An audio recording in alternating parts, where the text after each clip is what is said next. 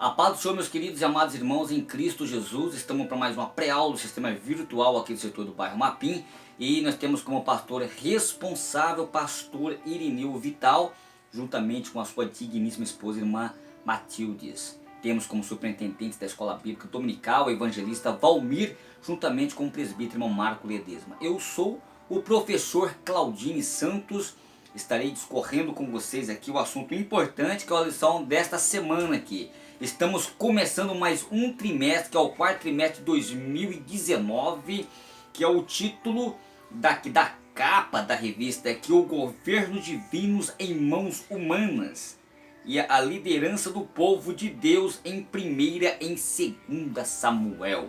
E nós vamos aqui, eu gostaria de comentar com vocês aqui a lição de número 1 e conhecendo os 2 livros de Samuel. E a lição de número 2, o nascimento do líder profético em Israel. A lição de número 3, a chamada profética de Samuel. A lição de número 4, a degeneração da liderança sacerdotal. A lição de número 5, a instituição da monarquia em Israel. A lição de número 6, a rebeldia de Saul e a rejeição de Deus. A lição de número 7, Davi é ungido rei. Lição de número 8, o exílio de Davi. Lição de número 9, o reinado de Davi. Lição de número 10, o pecado do homem segundo o coração de Deus. A lição de número 11, as consequências do pecado de Davi. E a lição número 12, a rebelião de Absalão, tá ok? E a lição número 13, a velhice de Davi. Quero comentar com vocês aqui a lição de número 1, conhecendo os 2 livros de Samuel.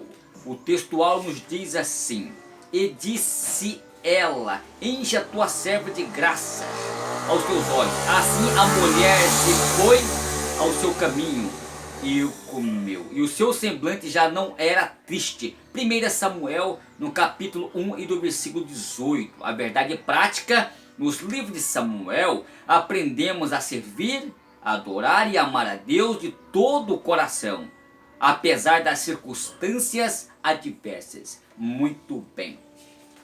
E aqui nós vamos aqui respaldar aqui e defender aqui do ponto de vista do comentarista aqui, baseado na leitura bíblica, está em 1 Samuel, no capítulo 1, do versículo 1 ao verso 8, ok? Estarei comentando, estarei aqui, os tópicos aqui, estarei comentando tópico por tópico aqui, tá ok? E bem detalhado aqui, tá certo? Muito bem. Quando nós analisamos todo esse contexto, nós podemos observar que os livros de Samuel, muitas perguntas, há muitas indagações a respeito do livro. Aqui vamos lá, conhecendo os 2 livros de Samuel. Quando nós observamos aqui, queridos, nós podemos analisar todo esse contexto.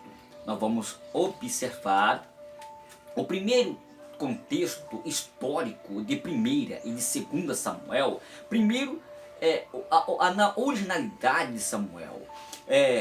Quando nós olhamos para todo no texto hebraico, os 2 livros de Samuel era apenas no Antigo Testamento em grego, que é a tradução do Antigo Testamento hebraica para o grego antes da era cristã, chamada de Septuaginta ou Septuaginta, que é representada pelos algarismo romano dos 70, que é LXX, considerada seus livros de Samuel e Reis como uma única obra histórica e até divididas em 4 seções, denominadas como os livros reinos ou reinos. A Bíblia em latim, que é a versão Vulgata de Jerônimo, manteve esta divisão chamada os 4 seções de reis, desde o século 16, desde o século XVI, que é o século XVI, tá ok?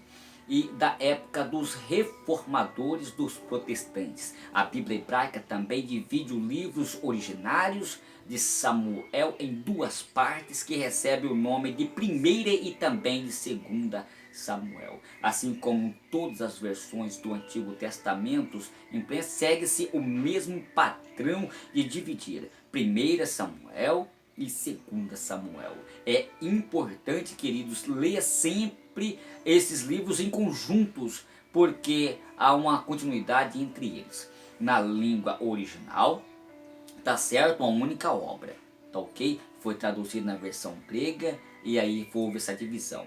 Muito bem. E quando nós observamos aqui sobre as personagens principais dos livros, a personagem importante dos livros de Samuel, cujas histórias inclusive são temas de lições, que servem de lições e pregações populares, como Ana, uma mulher estéril que em meio a amarguras, em súplicas, assistentemente pedindo a Deus um filho, como está em 1 Samuel, no capítulo 1, versículo 2. Eli, o sacerdote, e que negligenciou os cuidados aos cultos ao Senhor, demonstrando ou seja, a frouxidão na sua liderança sobre os propósitos próprios filhos, como está em 1 Samuel, no capítulo 2, do verso 4. Jonatas, um amigo leal a Davi, que ousou contrariar o próprio pai para defendê-lo, como está em 1 Samuel, no capítulo 18, do verso 20. Abigail, mulher inteligente e bonita, mas uma esposa de um homem rude e mau, está em 1 Samuel, no capítulo 25. Natã, o profeta que repreendeu a Davi, no caso que deu o seu adultério, como está em 2 Samuel, no capítulo 12. Mefibosete, deficiente das suas pernas, habitante na terra de Lodibar, foi por Davi por direito sentar à mesa real. Está em 2 Samuel, no capítulo 9, do verso 6, dentre outros nomes, como todavia são estes os nomes principais das histórias que mais sobressaem no conjunto de uma obra. Samuel é o profeta chamado por Deus desde a sua infância, sacerdote do Senhor, em um último juiz de Israel. Saul, da tribo de Benjamim, e que veio a ser o primeiro rei de Israel, mas por escolha soberana de Deus, mas em resposta aos clamores dos soberbos do povo. E Davi, que embora não sendo o primeiro, mas foi o mais destacado rei de Israel, porque Deus criou um pacto perpetuar o seu reinado para sempre, e que de fato terá um cumprimento escatológico em Cristo Jesus, que é o filho de Davi. Sempre diz: Jesus, filho de Davi, tem misericórdia de mim. Olhando para todo o aspecto em Mateus, no capítulo 11, e também no capítulo 12, do versículo 23, como em Apocalipse, no capítulo 22, do verso 16 e 17. E aqui nós vamos observar aqui o propósito. Cremos que o grande propósito sobre as narrativas de 1 e de 2 Samuel demonstram a mão de Deus e o seu governo soberano agindo em todos os acontecimentos, quer de sucesso, quer de fracasso do povo de Israel, além de ensinar que a bênção é condicionada à obediência e até mesmo simbólica, porque a presença da arca com sacrifício de animais e os preparativos e a prosperidade do povo. Se este não demonstrar humildade para com o seu Senhor e o compromisso com a aliança afirmada com ele, nesse sentido nós podemos observar que alguns aspectos importantes que nós vemos aqui, queridos, destaca ainda que há uma mensagem que chamada o arrependimento nos livros de Samuel, visto que os sofrimentos costumeiramente visitavam o povo de Deus em consequências dos seus fracassos morais e também espirituais, igualmente ao chamado a fé. Todos, não, ou seja, todos os símbolos religiosos, algumas pessoas são muitas vezes o que? Distância de Deus. Mas quem é que garante a vitória? É o próprio Deus. Não tem como negar que Deus, ele é o soberano. O livro de 1 Samuel são muito mais do que um histórico afirmado de estabelecimento na monarquia, que é a palavra de Deus. Podemos nos ensinar sobre a importância da obediência, fé e fidelidade ao Senhor. Mesmo em tempo de crise moral e espiritual, tudo que dantes foi escrito para o nosso ensino foi escrito. Olhando para todo o aspecto em Romanos, no capítulo 15, verso de número 4, muito bem. A autoria e data de título do autor, ou escritor, melhor dizendo. O nome Samuel que aparece no título oferece a primeira personagem de mais destaque que aparece nos livros. Entretanto, não é um povo pacífico entre os estudiosos. Se o profeta Samuel foi de fato o autor desta obra, a tradição judaica aposta que sim. Entretanto, é a certeza que ao menos parte dos livros não foi escrito por ele, já que remetem a fatos sobre a sua morte e em outros eventos posteriores. Muito bem. O que nós podemos observar, talvez muitos jovens proféticos estudavam sobre a tutela de Samuel, foi o livro, e incorporaram os textos de seus mestres. Em segundo passo, é possível também que Abiatar o tenha escrito, isto que era sacerdote, habituado a manter registros precisos, e acompanhou de perto a carreira de Davi, ou seja, chegando a passar o tempo com ele no auxílio. Mas ainda que essas sugestões, ou seja, são simplesmente conjecturas, permanece aqui, dizemos que antes em alguns textos, como 1 Samuel, no capítulo 9, do versículo 9, e também em 2 Samuel, no capítulo 13, do verso 15 ao 18, surge ao menos uma boa parte desse livro que fosse escrita muito depois dos fatos, por alguém que tomou conhecimento por transmissão, seja oral, ou talvez por investigação ou documentos arquivados, a despeito de ser impossível para nós cumprir ou determinar quem foi o autor humano destes livros. Estamos convictos quanto à autoria que eles gozam entre os livros sagrados, devido que a inspiração divina que repousou sobre os escritores. Os escritores, eles para retingir, tem como as maravilhas preservações dos livros que garantiam o acesso a eles. E a Bíblia diz que em 2 Timóteo, no capítulo 3, verso 16, que toda a escritura é divinamente inspirada. Que coisa maravilhosa! A data dos livros, visto que desconhecemos o autor humano, é impossível afirmar que a data em que foi escrita, mas é possível calcular a data aproximadamente dos eventos que são registrados nos livros de 1 e 2 Samuel, entre os anos 1000, ou seja, o ano 900 do século antes de Cristo.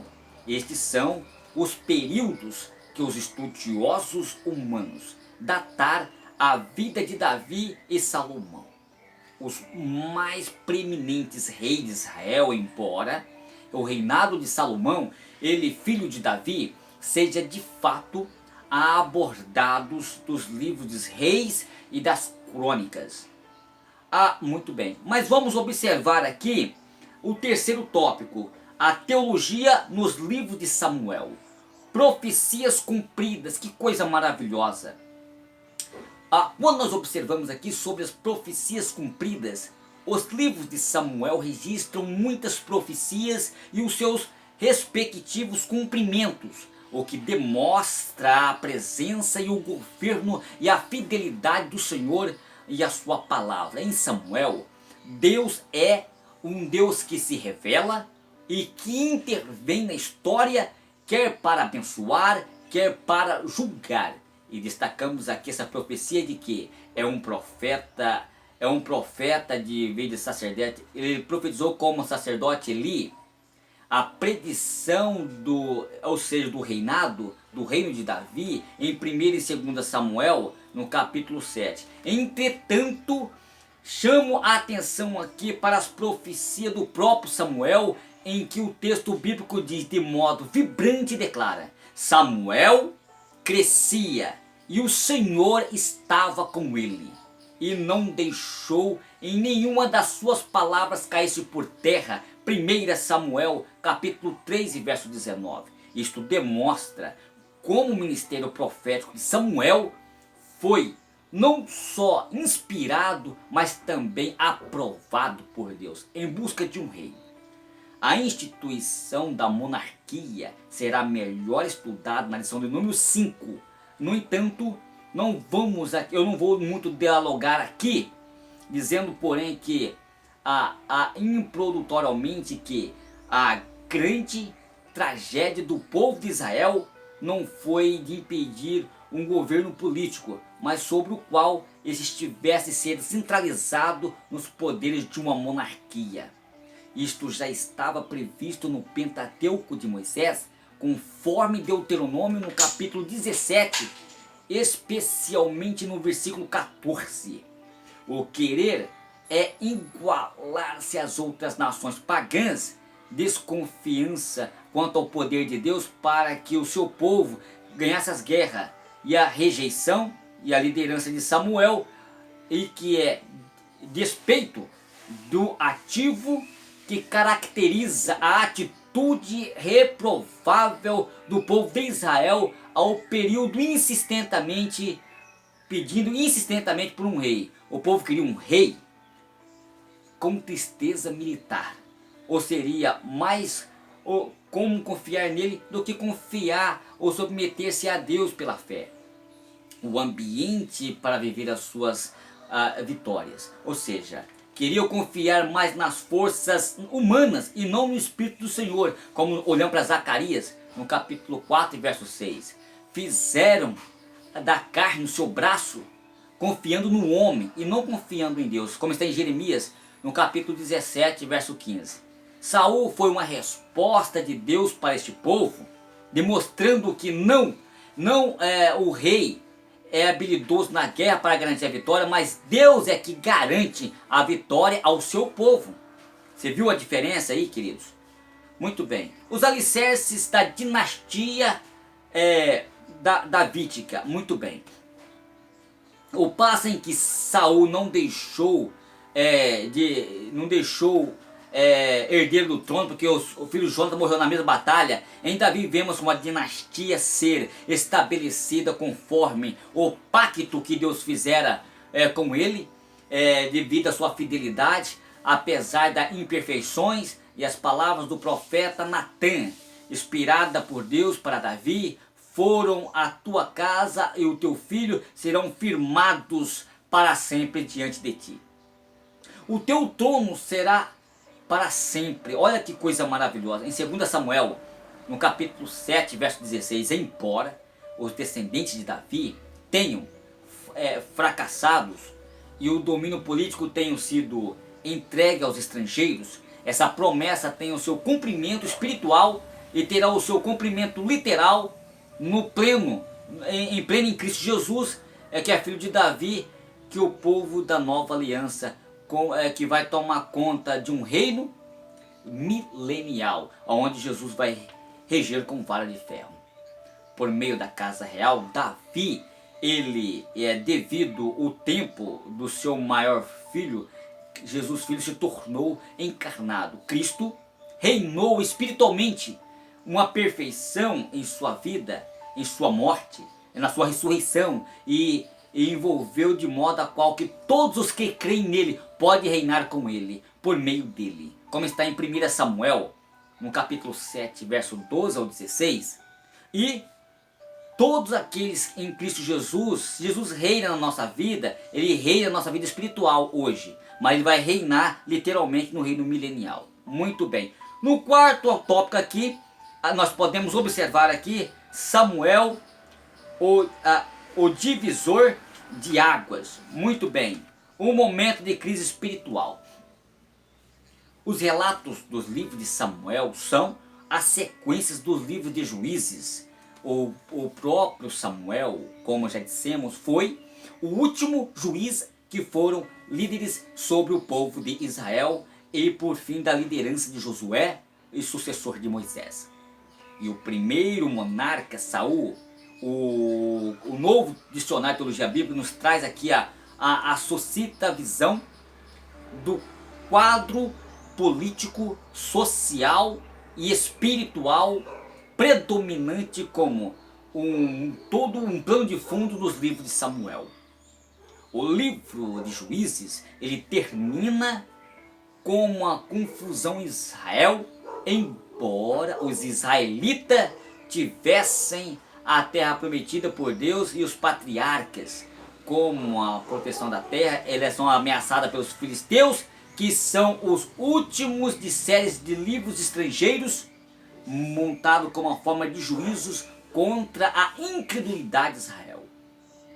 Em certos sentidos, a situação, queridos, no início de 1 Samuel, tudo mudou. Os filisteus continuam ameaçando a liderança com os filhos de Eli e também a anarquia moral do período anterior e contudo a narrativa de Ana e Samuel, nos capítulos 1 ao 3, marcam o começo para Israel.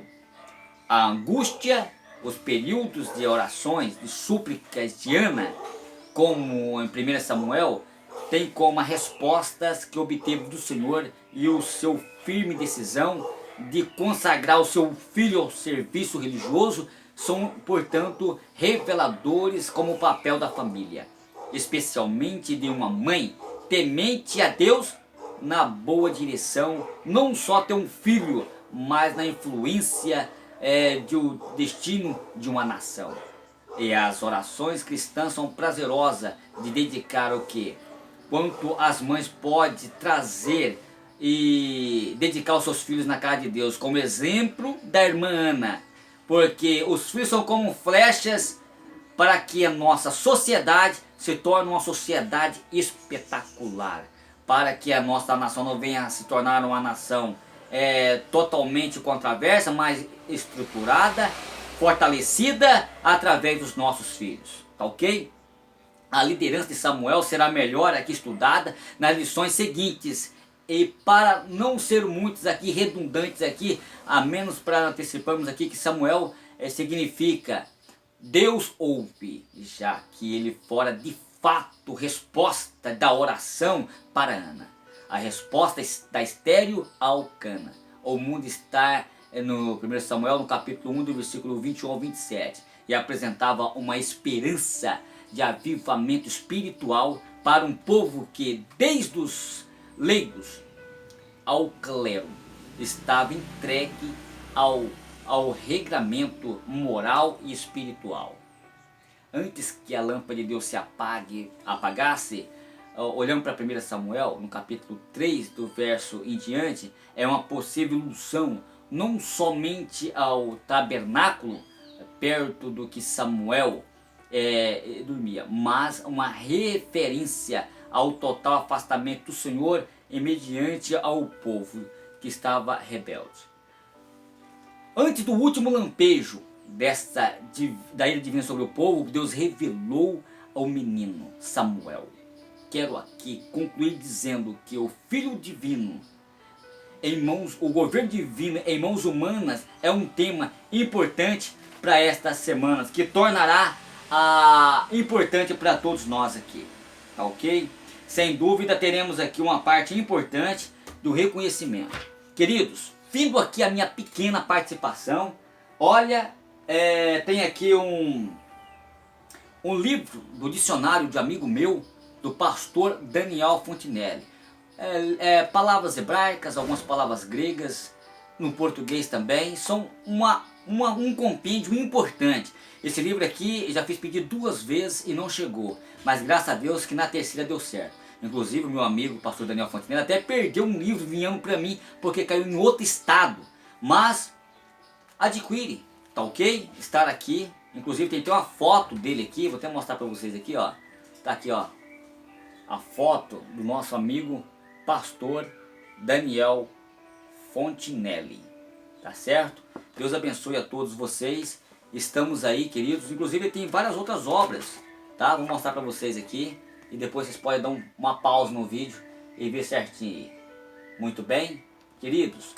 Fico muito feliz por todos vocês e findo aqui a minha pequena participação e até a próxima aula, se Deus nos permitir. A paz do Senhor a todos vocês.